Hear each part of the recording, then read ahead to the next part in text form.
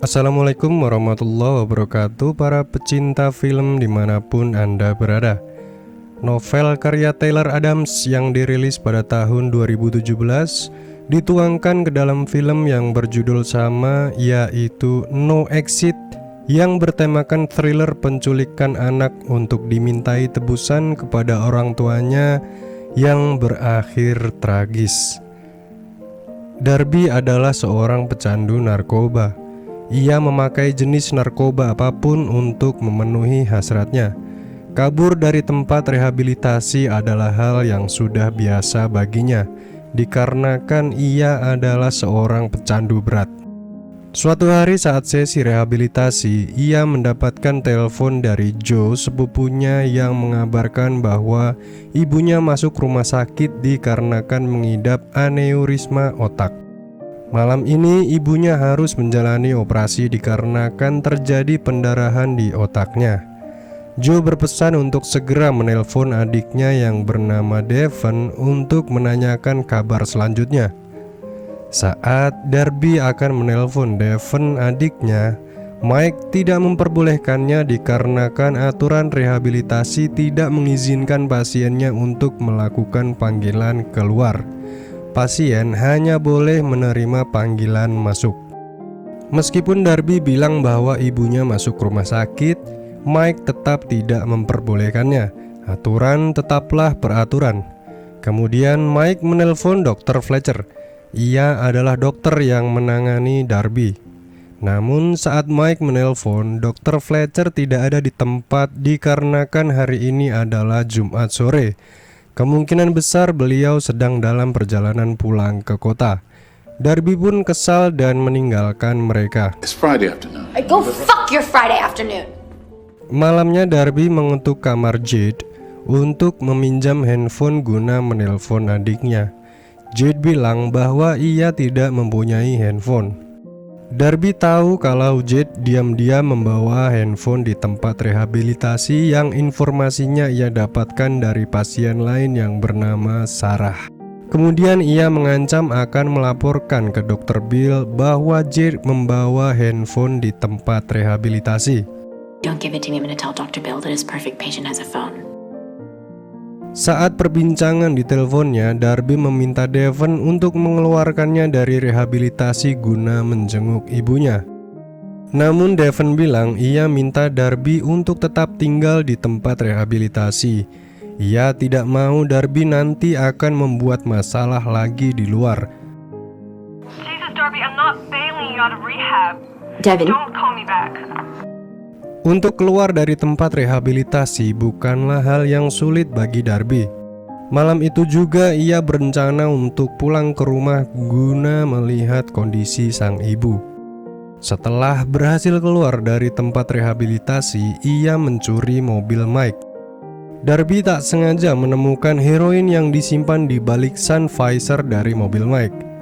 Darby adalah anak yang bermasalah. Terbukti bagaimana ia dapat menghidupkan mobil tanpa menggunakan kunci.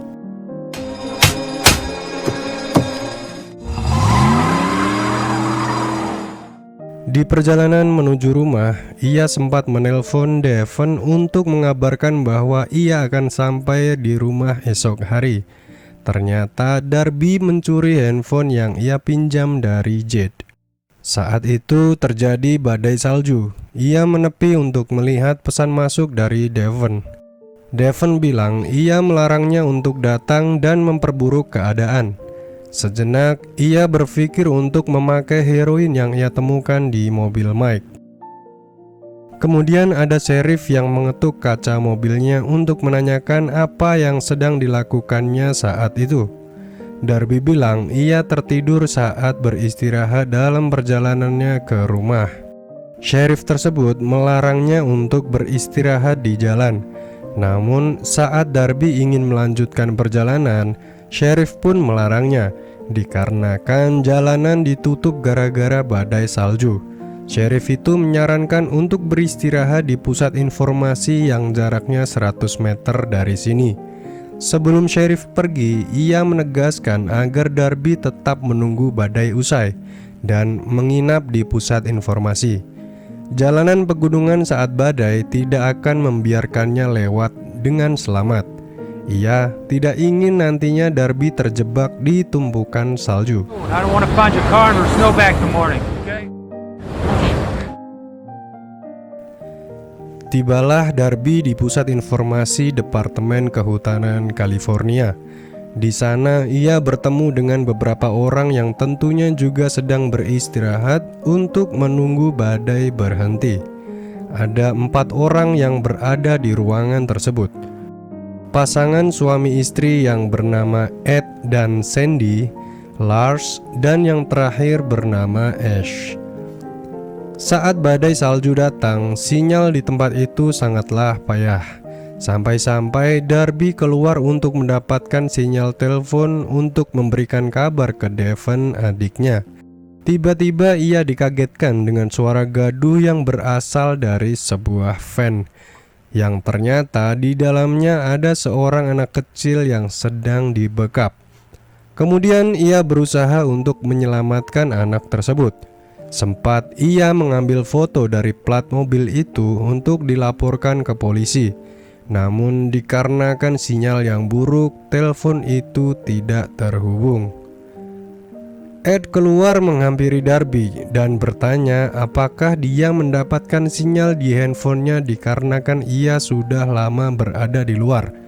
Darby yang ketakutan segera keluar dari mobil dan bilang bahwa ia juga tidak mendapatkan sinyal. Kemudian Darby duduk untuk menenangkan diri dan mencoba untuk tidak memperlihatkan raut wajahnya yang gelisah. Akhirnya mereka saling berkenalan dan duduk bersama untuk bermain kartu sembari menunggu badai salju reda. Saat bermain kartu, Darby tidak bisa berpaling untuk melihat mobil van tersebut. Di sela-sela permainan, Darby mencoba mencari informasi dengan membuka pertanyaan tujuan dari perjalanan mereka, agar ia tahu siapakah dalang di balik penculikan tersebut. Ed bilang ia adalah mantan marinir yang ingin berpindah ke kota lain. Kemudian Darby bilang kalau almarhum ayahnya juga seorang marinir. Sandy, istri Ed, adalah seorang perawat. Sedangkan Ash adalah pelajar yang akan pulang ke kampungnya. Dan yang terakhir, Lars bilang ia akan pulang ke Battle Mountain yang berada di tengah-tengah Nevada. Akhirnya Darby tahu bahwa Lars lah penculik anak tersebut, dikarenakan ia tahu betul bahwa tempat yang Lars tuju tidak ada di Nevada.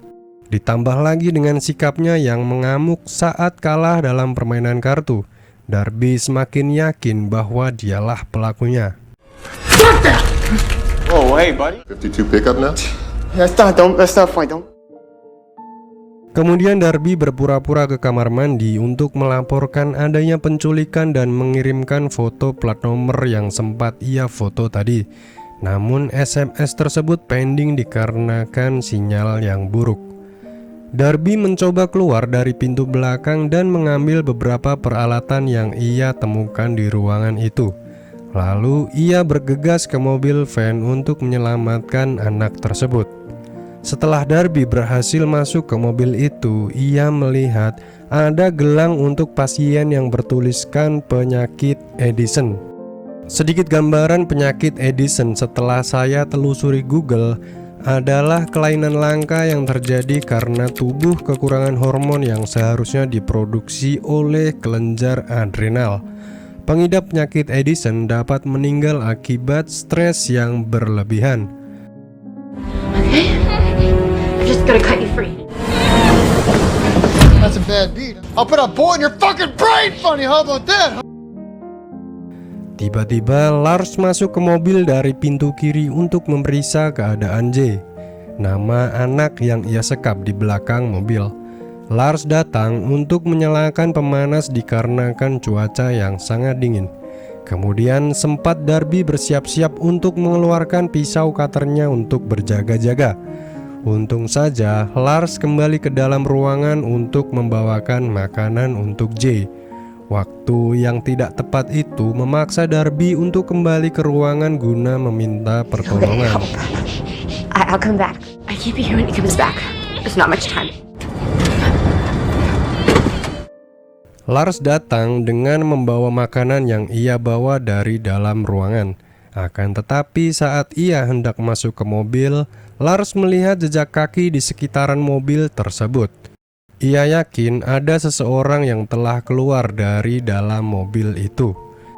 Ditambah lagi pintu sebelah kanan yang tadinya terkunci sekarang sudah terbuka. Ash menghampiri Darby untuk memeriksa keadaannya. Pasalnya ia sudah lama meninggalkan tempat duduknya. Saat Darby hendak menceritakan kejadian penculikan tersebut, Lars tiba-tiba datang. Kemudian Darby berpura-pura sedang berciuman dengan Ash agar Lars tidak mencurigainya. Setelah Lars pergi, barulah Darby menceritakan tentang penculikan tersebut.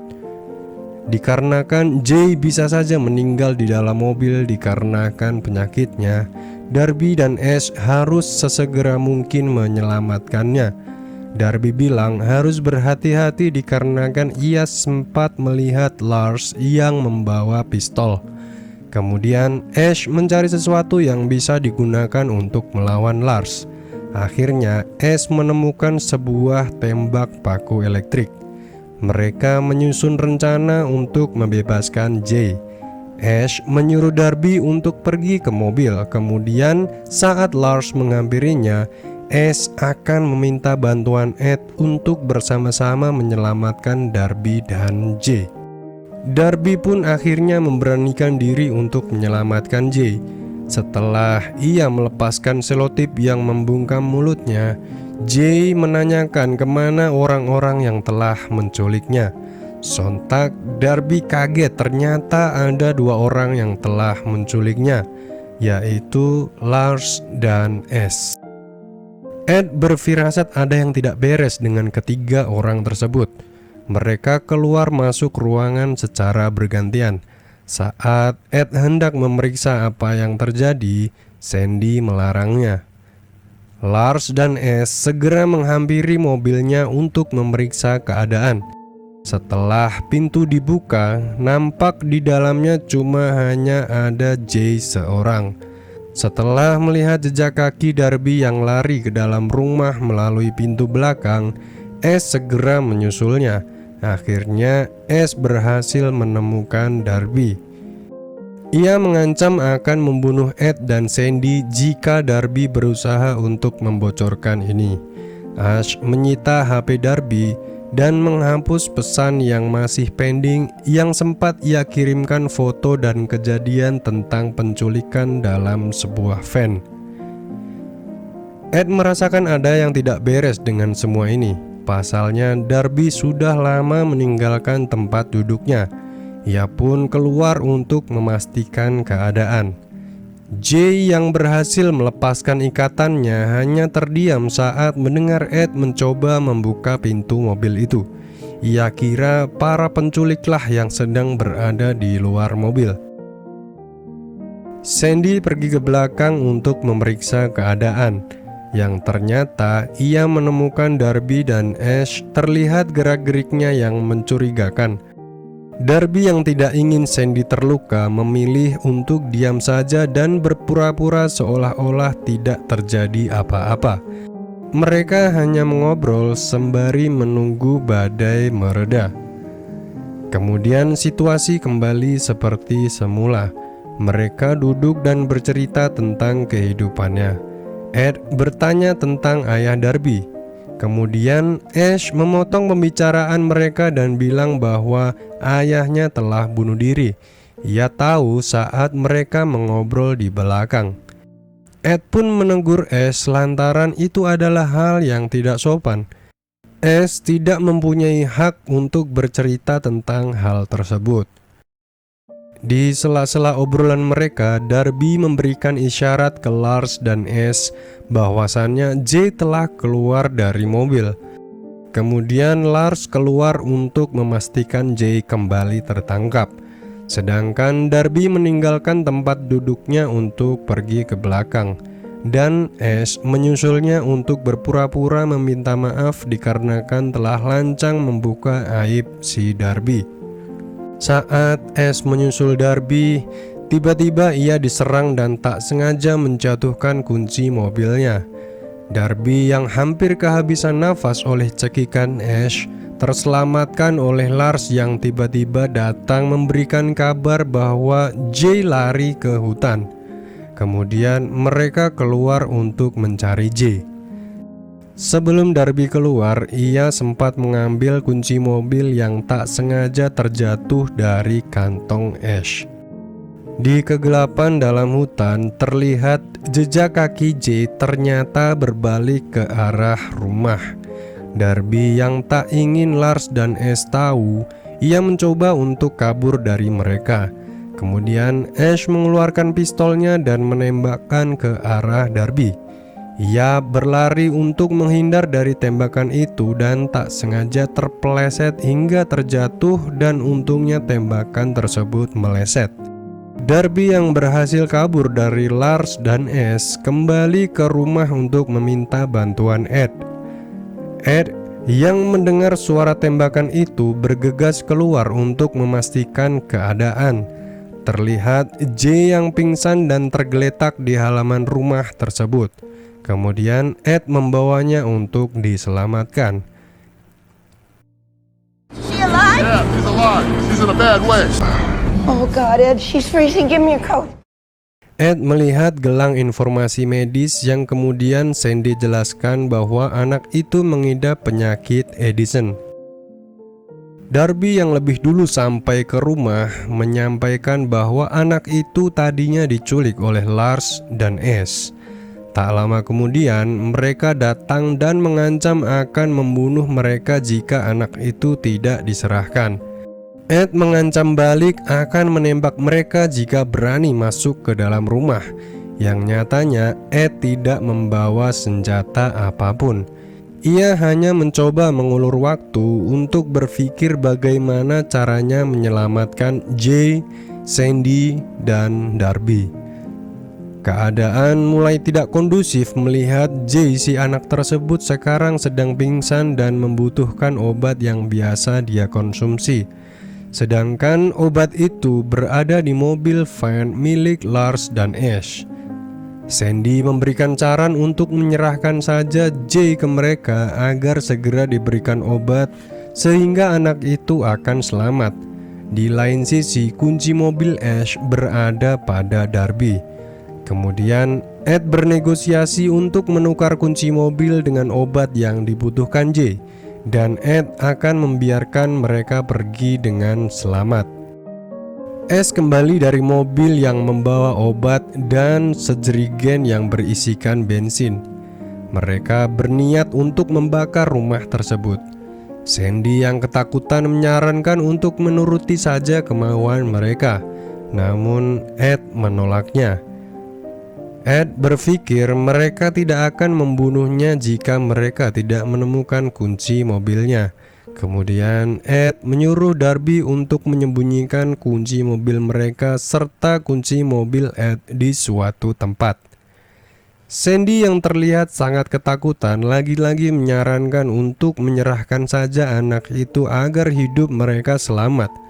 Namun jiwa prajurit dalam diri Ed masih tertanam. Ia meyakinkan istrinya bahwa semua akan baik-baik saja. Ash datang dan menyiram rumah tersebut dengan bensin yang ia bawa dari mobilnya. Ia mengancam jika anak itu tidak diserahkan, maka ia akan segera membakarnya. Di saat krusial itu, Jay tiba-tiba terbangun dari pingsannya dan memanggil Sandy. Is this Lowry? Ternyata Sandy adalah pembantu di rumah orang tua Jay. Sandy adalah otak dari penculikan yang dilakukan oleh Lars dan Ash. Pertemuan antara Sandy, Lars, dan Ash di tempat itu bukanlah suatu kebetulan. Jay sekarat dan membutuhkan obat untuk penyakitnya. Maka dari itu mereka membuat janji dan bertemu di tempat itu untuk menukarkan obatnya. Semua itu dilakukan Sandy gara-gara pihak bank menelponnya dan mengabarkan bahwa semua harta dan rumahnya akan disita dikarenakan hutang yang tidak mampu dibayar. Saat Ash menyalakan korek untuk membakar rumah tersebut, Sandy bilang bahwa tidak membawa senjata. Kemudian Sandy membuka pintu dan membiarkan mereka masuk. Sesegera mungkin ia menyuntikkan obat yang Jay butuhkan. Terjadilah perdebatan saat Ash menanyakan pada Ed di mana kunci mobil mereka. Kemudian Ash menembak Ed gara-gara ia menolak untuk memberitahunya. Sandy pun ditembak setelah mencoba menyerang mereka menggunakan semprotan gas air mata yang tak sengaja mengenai Lars. Darby yang mencoba mengambil semprotan gas air mata tak luput dari siksaan Ash. Tangan Darby dipaku ke tembok dengan menggunakan tembak paku elektrik. Kemudian Ash menghampiri Lars untuk membantunya berdiri dan mencuci matanya dengan air akibat semprotan gas air mata. Darby yang berusaha menahan rasa sakit yang luar biasa di tangannya mencoba untuk melepaskan paku tersebut. Namun paku tersebut tidak bergerak sama sekali. Ia memanggil Jay untuk mendekat dan mengambilkan palu untuk melepaskan paku dari tangannya. Belum sempat mencobanya, Lars dan Ash datang. Ash bertanya pada Darby di mana ia sembunyikan kunci mobilnya. Namun ia tetap diam. Tiba-tiba handphone yang Ash sita dari Darby berbunyi. Setelah ia membukanya, ternyata Devon adiknya mengirimkan kabar bahwa ibunya telah meninggal. Disusul pesan dari 911 yang mengabarkan bahwa akan segera dikerahkan polisi untuk memastikan situasi di tempat itu. Ternyata pesan yang sebelumnya pending tiba-tiba telah terkirim. Ash kehabisan waktu. Ia mengancam akan memaku tangan Jay jika tidak segera diberitahu letak kunci yang Darby sembunyikan. Darby yang tidak ingin Jay terluka akhirnya buka mulut. Kunci mobil mereka ada di tumpukan salju di belakang kamar mandi. Kemudian Ash bergegas mencarinya dan berpesan kepada Lars untuk tetap waspada mengawasi Darby dan Jay. Darby tahu betul bahwa Lars tidak akan berani menyakiti Jay. Maka dari itu ia memintanya untuk mematikan saklar lampu guna mengacaukan suasana, dan ia akan mengeluarkan paku dari tangannya menggunakan palu yang ia sembunyikan di belakang badannya. Saat situasi berpihak untuk Darby, ia segera menghirup heroin yang ia temukan di mobil Mike untuk menahan rasa sakit di tangannya. Setelah paku tersebut berhasil terlepas dan lampu dinyalakan, tiba-tiba Darby menyerangnya dengan menggunakan palu hingga akhirnya Lars terjatuh dan tak sengaja menarik pelatuk dari pistol yang ia bawa. Ash yang telah menemukan kunci mobilnya dan mendengar suara tembakan tersebut bergegas lari untuk memeriksa keadaan. Seakan-akan keadaan memihak di sisi Darby. Ia menodongkan pistolnya ke arah Lars dan mengancam akan menembaknya jika Ash tidak menurunkan senjatanya. Tiba-tiba Jay menyerang Ash yang mengakibatkan kepala Lars terkena paku dari senjata yang Ash bawa. Darby dan Jay segera meninggalkan mereka untuk menyelamatkan diri. Ash membawa Lars untuk dibawa ke rumah sakit guna menyelamatkannya. Namun tiba-tiba Lars terpleset oleh darah yang mengakibatkan kepalanya terbentur ke lantai. Dan sudah pasti paku yang tadinya tertancap sedikit justru sekarang masuk penuh ke kepalanya. Darby yang berhasil menyalakan mobil mencoba untuk segera kabur dari tempat itu. Namun Ash tidak membiarkan hal itu terjadi.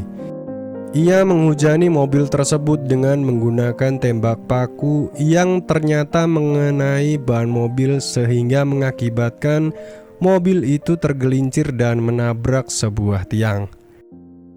Setelah berhasil menghentikan mobil itu, Ash kembali ke rumah untuk membakarnya dan menghilangkan barang bukti. Saat Darby sadar, ia mencoba meraih obeng dan pistol yang terjatuh untuk berjaga-jaga. Kemudian Ash menghampirinya. Di waktu yang sama, tiba-tiba suara sirine dari mobil polisi yang akan memeriksa keadaan di tempat itu terdengar. Keputusan bagi seorang polisi yang dihadapkan dalam keadaan tersebut sangatlah krusial. Darby yang telah berhasil menembak Ash justru ditembak balik oleh si polisi tersebut. Ash segera mengambil pistol yang tergeletak saat Darby terjatuh, kemudian menembak polisi tersebut. Setelah berhasil menembaknya, ia mengarahkan pistol tersebut ke arah Darby. Namun ternyata peluru di dalam pistol itu ternyata habis. Kemudian Ash menghampiri polisi yang telah ia tembak untuk dipastikan kematiannya. Lalu ia mengambil pistol si polisi untuk mengakhiri nyawa Darby. Saat Ash mengarahkan pistolnya ke kepala Darby, tiba-tiba ia menusuk leher Ash dengan menggunakan sebuah obeng. Akhirnya Ash pun tewas.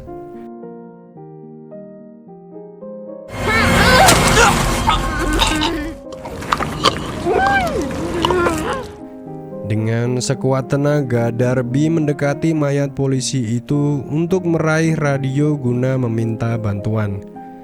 Di akhir film diperlihatkan bahwa Jay dan Darby ternyata selamat dalam peristiwa mengerikan itu. Devon, sang adik, datang untuk menjenguk keadaan Darby, dan film pun berakhir. Assalamualaikum warahmatullahi wabarakatuh.